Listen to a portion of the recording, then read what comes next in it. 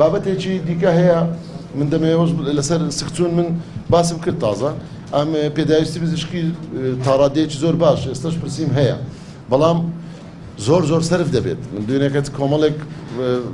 ئەوم پیشاندا ینی نیشاندەرەکان و هەندێک مؤشراتم پیشاندا هەر نەخۆشێک بەلایەنی کەم 24 ساعت داخل بێ لە یەکەم 24 ساعت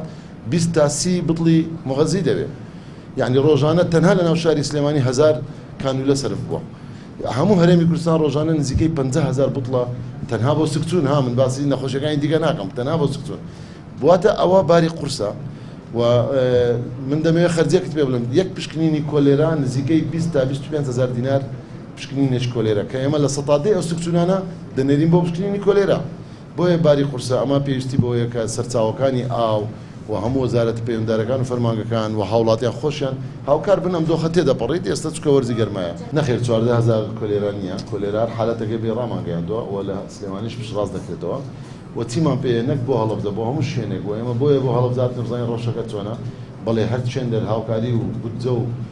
پێداویستی بێ وەزارەتی تەمەنی و حکوومەت هەرێمی کوردستان ئامادەیە ئێمە پلانێکی نیشتیمانی و گەورەمان داڕشتووە ولو بلانەدا بودجەی زیادەتیشمان داوا کردەوە بەڵام وەکو بودجەیەکی فریاگزاری ئیستثنایی خێرا سەردای بۆ شاری سلێمانی دابین کرا و پێویستیش بۆ بەڕاستی گەلەوە ئێمە کۆمەڵێک پێداویستی پزیشکیشمان ئەوەی لە کۆگای وەزارەت هەبوو هێنامان ئەوەی لە بەغداد دێت ئەوەی خۆیان ئێستا بە خێرایی دەیکڕن بە هەمان شێوە بۆ هەڵەبجا بۆ هەر چێندەری تر پێویست دێت ئامادەین بەبێ جیاوازی